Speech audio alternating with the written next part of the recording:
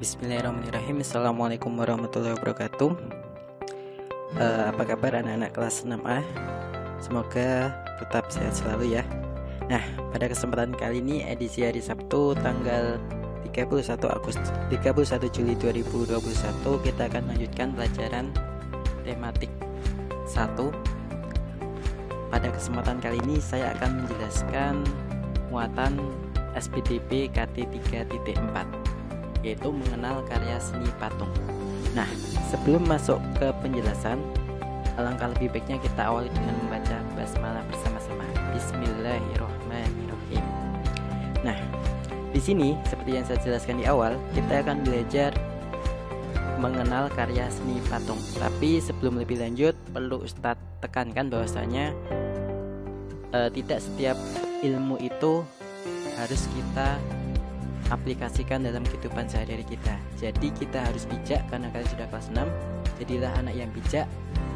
Jadilah anak yang mampu berpikir mana yang baik untuk diterapkan sesuai dengan akidah kita Islam dan mana yang tidak. Jadi ini nanti Ustaz jelaskan, tetapi ini hanya sekedar pengetahuan dan hanya sekedar nanti kalian bisa ketika ada soal tentang ini kalian bisa menjawabnya dengan baik. Apa itu karya seni? Karya seni itu kan dibagi menjadi dua. Kalian bisa simak di buku pena 6A halaman 12, yaitu karya seni dua dimensi. Jadi karya seni dua dimensi itu ada panjang, ada lebar. Kita hanya bisa melihat dua sisi saja. Yang lainnya ada karya seni tiga dimensi. Kita bisa melihat panjang, lebar, dan tingginya. Kalau dua dimensi itu contohnya batik, lukisan. Kalau tiga dimensi contohnya patung. Ada beberapa lukisan itu bentuknya tiga dimensi, ada gradasinya, berarti dia itu tiga dimensi. Nah, yang kita bahas pada kesempatan kali ini adalah karya seni tiga dimensi, khususnya yaitu patung. Apa itu patung? Patung itu adalah karya seni tiga dimensi yang meniru bentuk manusia, hewan, dan tumbuhan, ataupun benda yang dibuat menggunakan teknik tertentu. Jadi patung itu adalah karya seni tiga dimensi, berarti dia ada panjang, lebar, dan tinggi. Kemudian biasanya bentuknya bisa manusia, bisa hewan, bisa tumbuhan, ataupun benda-benda lainnya. Nah, apa itu fungsi patung? Yang pertama, patung religi. Patung religi itu fungsinya untuk bermakna religius atau untuk ibadah agama-agama tertentu. Bisa tekankan kalau Islam tidak ada ya. Ini untuk agama-agama yang lain. Atau dengan kata lain berhala. Kalau zaman dulu sebelum Rasulullah hadir di kota Mekah, para kaum Quraisy kan menyembah berhala. Itu adalah yang disembah itu adalah patung. Dan dalam hal ini fungsi patung adalah sebagai patung religi. Yang kedua adalah patung monumen. Patung monumen itu adalah patung yang dibuat untuk mengenang jasa pahlawan atau peristiwa suatu sejarah. Di sini Ustadz menyampaikan ataupun di sini contohnya tentang monumen jenderal-jenderal yang gugur pada G30 SPKI di Jakarta, Monumen Pancasila. Yang selanjutnya yaitu adalah patung arsitektur. Patung arsitektur itu adalah patung untuk memperindah suatu bangunan. Ya, nanti ini di beberapa lokasi di dunia, kalau di Indonesia jarang sekali yang menggunakan patung sebagai memperindah arsitektur. Di tempat-tempat lain khususnya Eropa itu sering sekali menambah patung sebagai memperindah keindahan bangunan yang dibuat. Yang selanjutnya adalah patung dekorasi.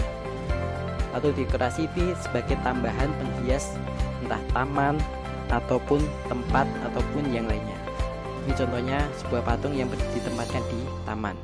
Berarti misalnya di suatu taman kemudian ada patung satu Doraemon atau apa, itu berarti fungsi patungnya sebagai patung dekorasi. Kemudian patung seni, ataupun ini berfungsi untuk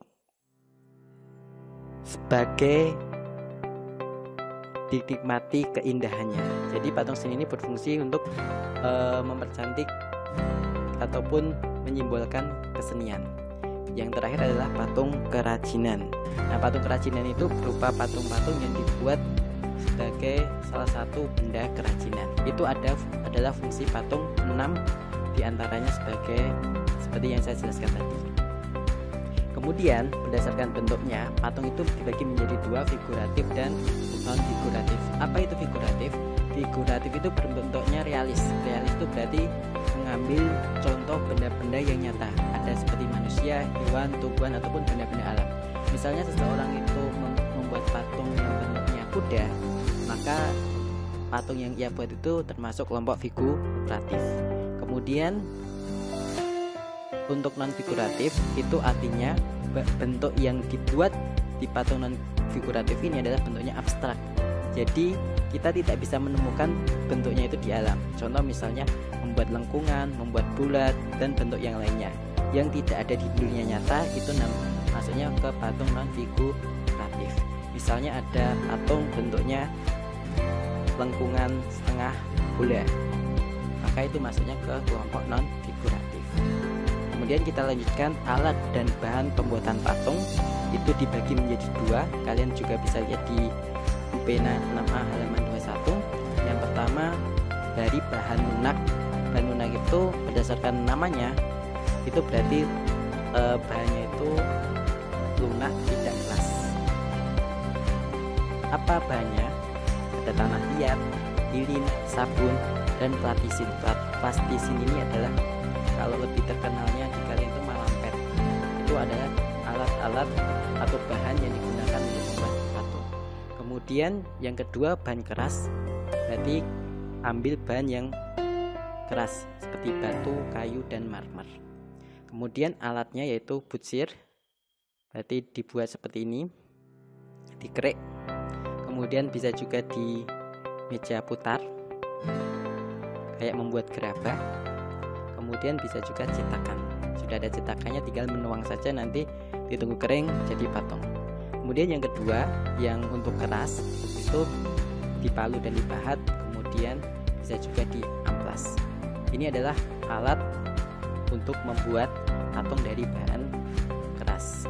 Nah, pada kesempatan kali ini kalian hanya sekedar menyimak penjelasan Ustadz, kemudian kalian boleh merangkumnya di buku tulis kalian, dan nanti pengetahuan ini diharapkan kalian bisa mengetahui, memahami dengan baik. Dan yang terakhir, pesan Ustadz, tetap jaga kesehatan dan jangan lupa doakan orang-orang sekitar kita yang sekarang sedang diuji sakit, dan jangan sampai kalian juga terkena sakit. Jaga pergaulan agar nantinya kalian tetap sembuh, agar kalian nantinya tetap sehat ya. Demikian dari Ustadz, kurang lebihnya mohon maaf. Assalamualaikum warahmatullahi wabarakatuh.